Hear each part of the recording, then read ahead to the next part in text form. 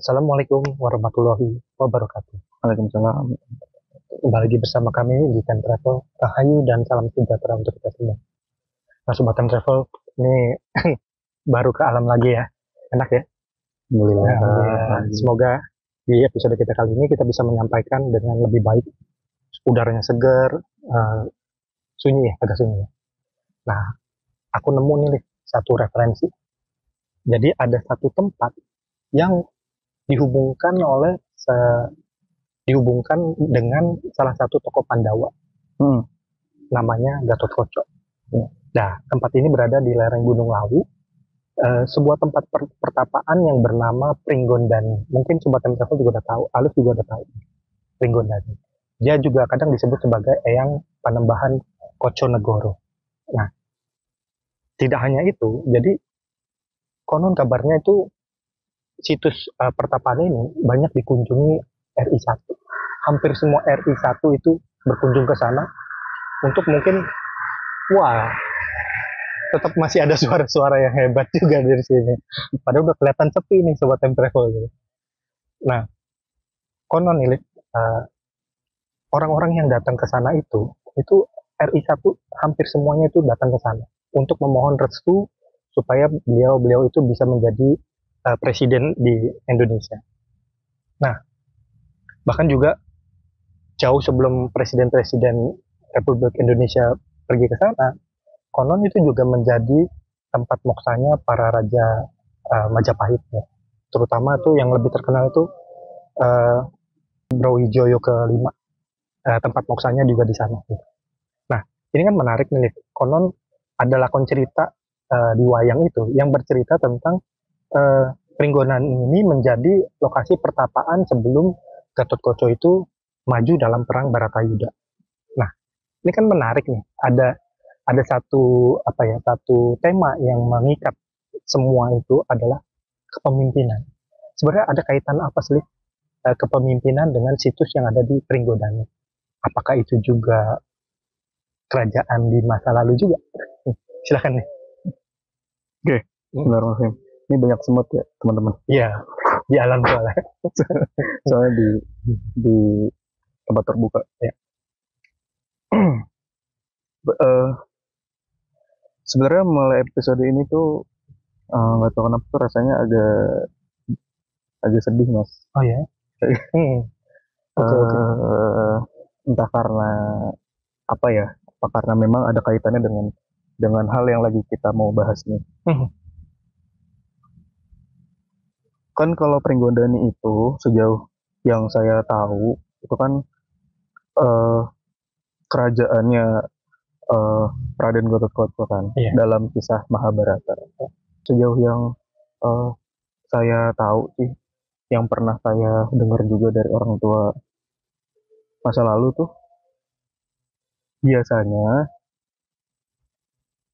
orang-orang yang mau megang tanggung jawab besar itu sudah sewajarnya ada etika untuk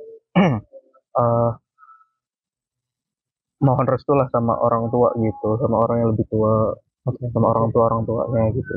Mungkin dalam kebiasaan tak tertulis itu salah satunya mereka para tokoh negara itu berkunjung ke suatu tempat yang memang di situ mereka yakini bahwa ada napak tilas atau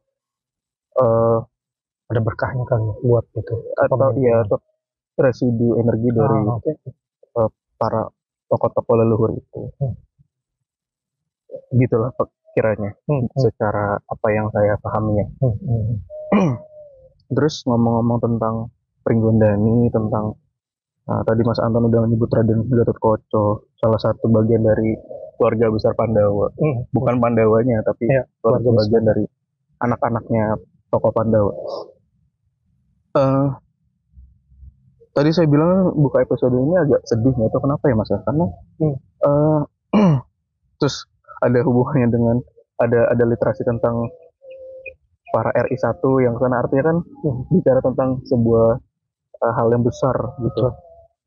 Raden Gatotkaca juga merupakan tokoh yang punya nama yang sangat besar hingga zaman sekarang.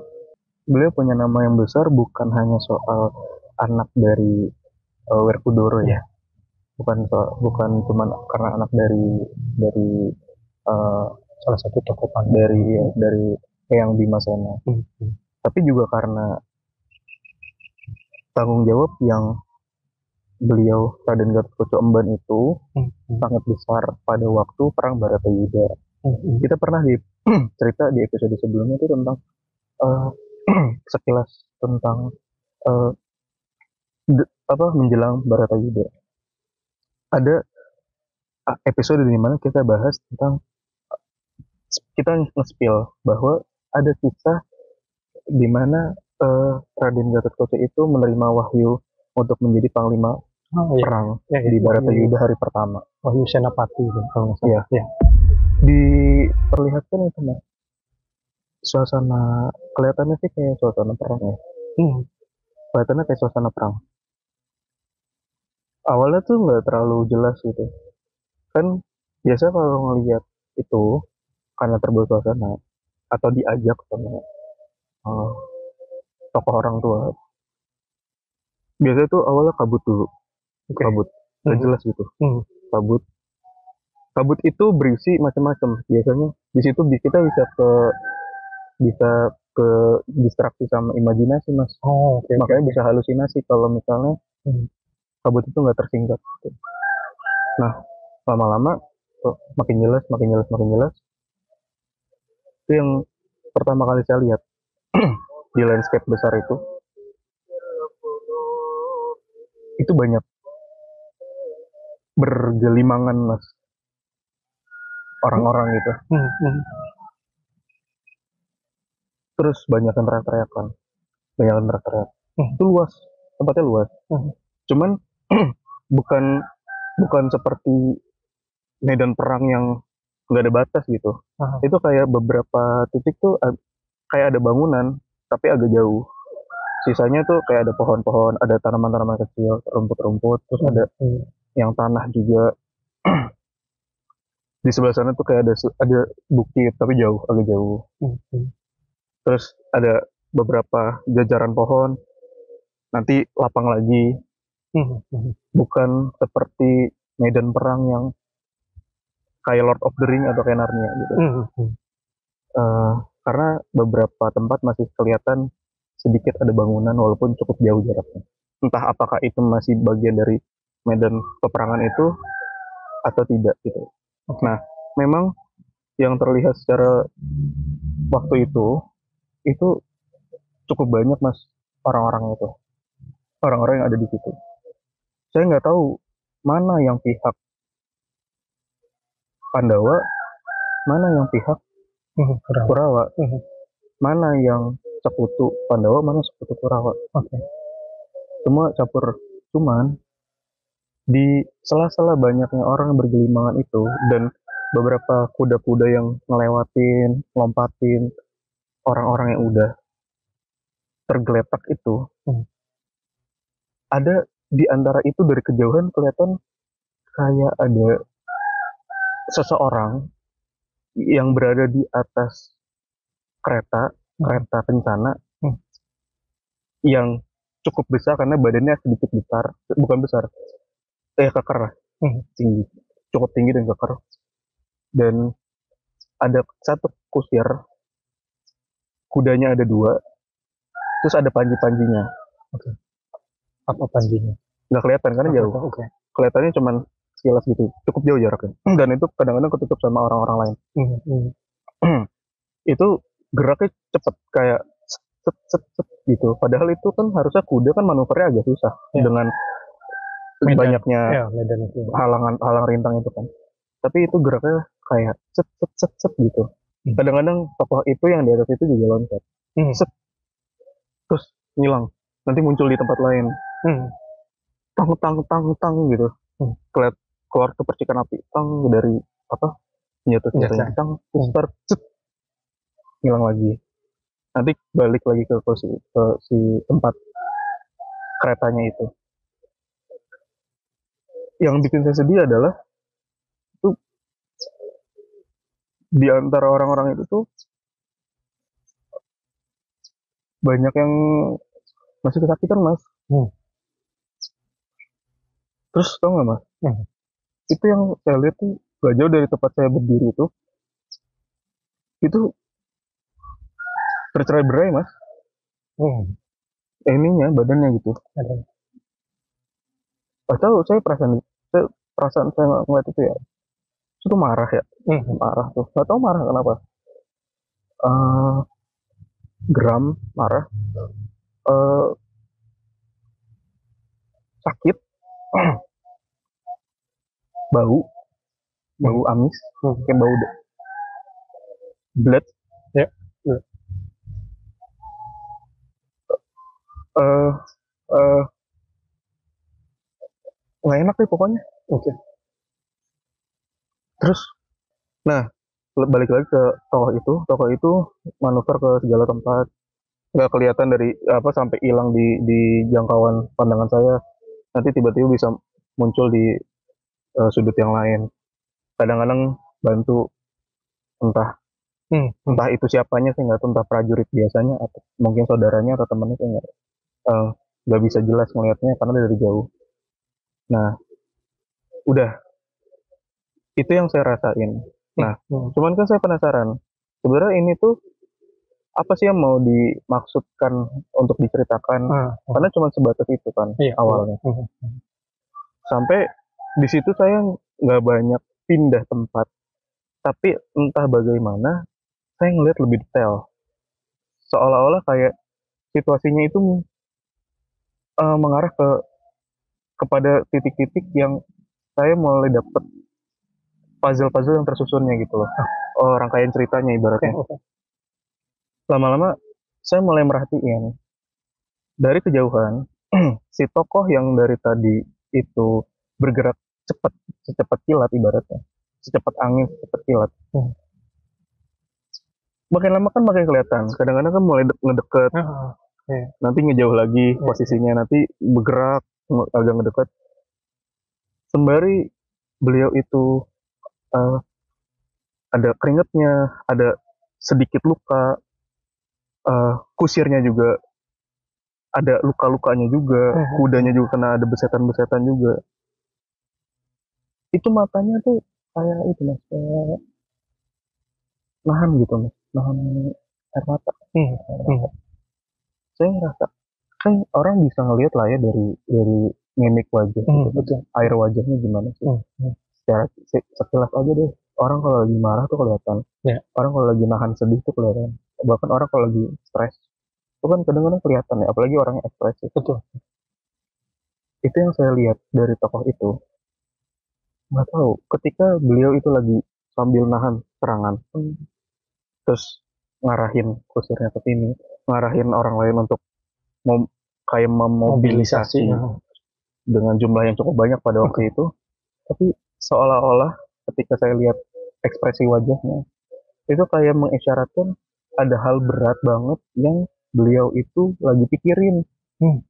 Kayak orang stres, kayak orang yang lagi banyak pikiran, kayak orang lagi stres gitu. Sesekali saya ngelihat beliau tuh gini mas, sambil mau siap-siap untuk melesat mas. Kalau mau melesat tuh beliau tuh nyimpen senjatanya mas, ada tempat-tempatnya. Kadang-kadang senjatanya tuh kayak bisa ngilang, kayak bisa ngilang, entah itu ngilang atau masuk ke badannya atau gimana, saya nggak begitu paham. Cuma kelihatannya begitu. Ketika lagi mau ancang-ancang untuk melesat lagi, terus kayak ngasih kode ke kusirnya. Kode tuh nggak pakai bahasa karena nggak kedengeran, berisik ya bukan main. Itu misalnya cuma nembok tek gitu. Terus sembari gini siap-siap kayak diem dulu. Terus kadang gini mas, ngelap itu kacamata, terus hilang, udah nggak kelihatan lagi tuh. Jadi nggak tahu ya apa yang beliau rasain. Nah beliau ini siapa sih? Apakah beliau Gatot Koco? Sejauh yang saya dikasih lihat, tokoh tersebut itu punya suatu identitas tersendiri pada baju zirahnya. Kelihatan ada logo seperti logo bintang. seperti logo bintang, gitu. Warnanya memang keemasan dan itu menyala. Menyalanya bukan karena pantulan cahaya doang, dari dalam tapi menyala, Mas. Saya nggak tahu apakah nyalanya itu saya cuma lihat sendiri atau orang lain yang ngelihat itu juga ngelihat hal yang sama gitu. Nah, saya di situ tuh cukup lama ngeliatin itu, mantau itu cukup lama. Di situ rasanya penuh dengan beban tanggung jawab yang berat gitu. Terus banyak kesedihan, sedih banget, sakit banget rasanya. Gitu. Nah, sebenarnya kan aku keinget nih lakon cerita wayang itu yang ada Wahyu Senopati itu yang jadi perebutan antara Gatotkaca dengan anaknya Sri Krishna. Mungkin orang menyebutnya sebagai Prabu Boma Narakasura. Nah, sebenarnya apa sih yang apa kan kita juga penasaran ya sebenarnya bagaimana Raden Gatotkaca itu menerima tugas dan kewajiban ini, karena beliau kan juga kan hitungannya kan jadi kayak cucu ya jadinya. Dia harus memimpin paman-pamannya sendiri. Ada nggak sih kegundahan semacam itu? Ponakannya. Ada nggak sih semacam kegundahan gitu harus memimpin paman-pamannya dan orang-orang yang lebih tua di kubu Pandawa? Tergambar nggak sih? Kayak tadi juga ada tergambar sedikit sih. Emang sih sebenarnya tuh gini, saya nggak bisa cerita detail, tapi pernah ada waktu di mana beberapa kali itu saya terbawa dan ketemu dengan beberapa tokoh. Sampai salah satu tokoh ada yang cerita tentang bagaimana yang bernama Raden Gatotkaca ini itu sebenarnya nggak mau untuk jadi panglima gitu. Kan saya mikir, masa sih nggak mau jadi panglima gitu? Karena jadi panglima itu suatu kehormatan yang besar dan orang tuh pasti pada mau, Mas, pasti pada rebutan. Secara akal sehat itu pasti pada rebutan. Kok beliau malah nggak mau, padahal beliau terkenal sakti gitu kan pada usianya. Saya agak bingung ceritanya bagaimana, tapi waktu itu ada satu waktu di mana saya diperlihatkan ketika ada saat situasinya lagi agak tegang, tapi itu bukan masa tempur, bukan masa yang kayak tadi kita pertama cerita. Itu masa-masa yang masih kayak di dalam ruangan. Kadang-kadang di luar ruangan agak terbuka gitu, agak lapang. Di sekelilingnya ada beberapa orang yang cukup tua juga. Di situ juga ada beberapa anak muda. Salah satunya ada tokoh tersebut. Saya nggak tahu apa yang dibicarakannya, tapi terlihat kayak ada semacam perdebatan. Nah, tokoh yang saya amatin ini, tokoh yang dari tadi kita ceritakan itu, kayak punya mimik wajah yang mengisyaratkan kenapa sih harus saya gitu, kenapa harus aku. Karena gerakan tubuhnya juga gitu, mengisyarat kayak gitu, dari kejauhan kelihatan gitu. Kenapa harus aku gitu bahasanya, kenapa harus aku. Kan sambil nunjuk-nunjuk ada mungkin ya ada ini gitu. Terkesannya begitu ketika diceritakan. Kalau yang kelihatannya begitu, kelihatannya begini terus gini sambil ngomong. Nah, kemudian di suatu waktu saya pernah dengar cerita dari salah satu orang tua.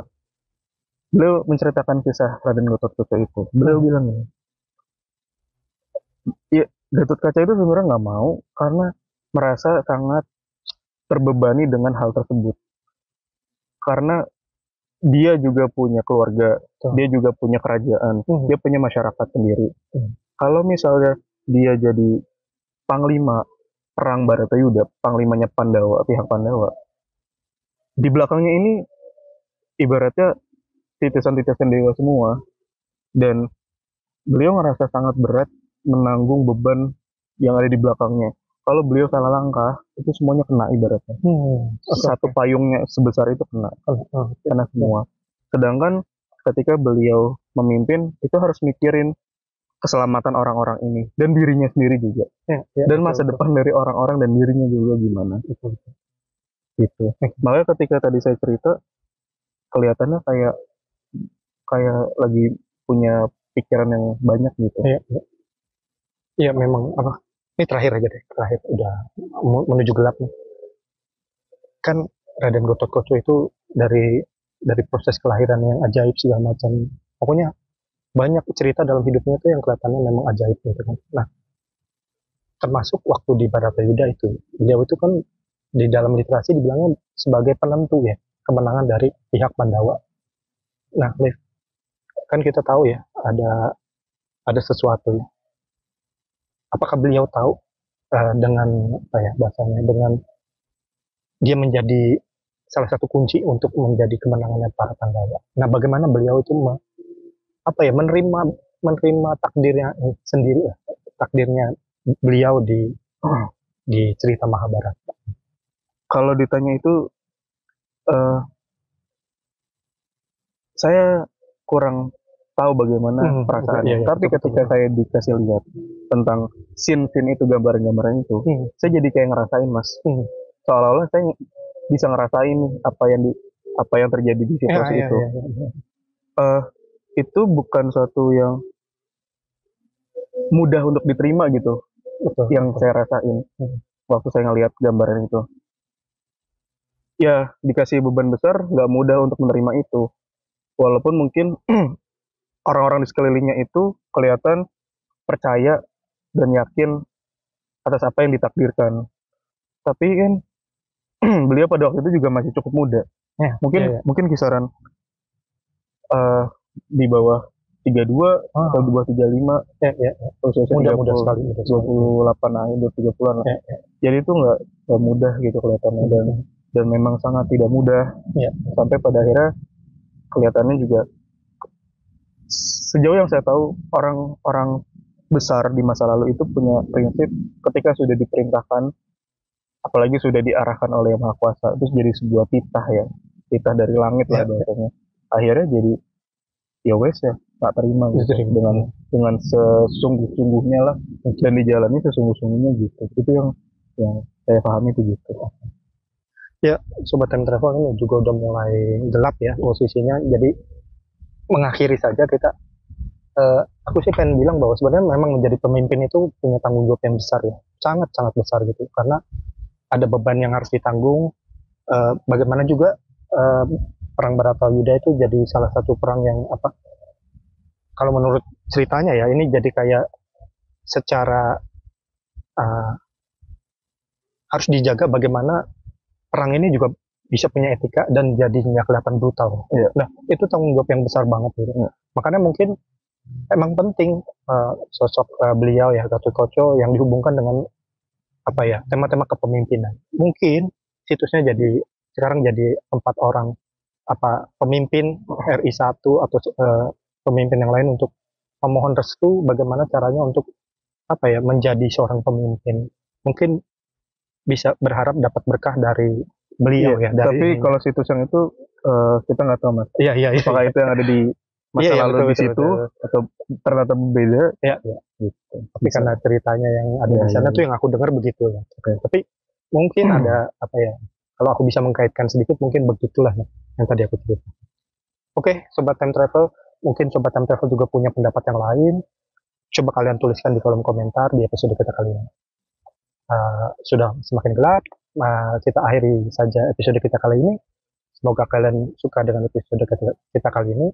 Tetap like, share, komen, dan subscribe untuk selalu dukung dengan video-video kita yang terbaru. Sampai kita bertemu di penelusuran selanjutnya. Wassalamualaikum warahmatullahi wabarakatuh.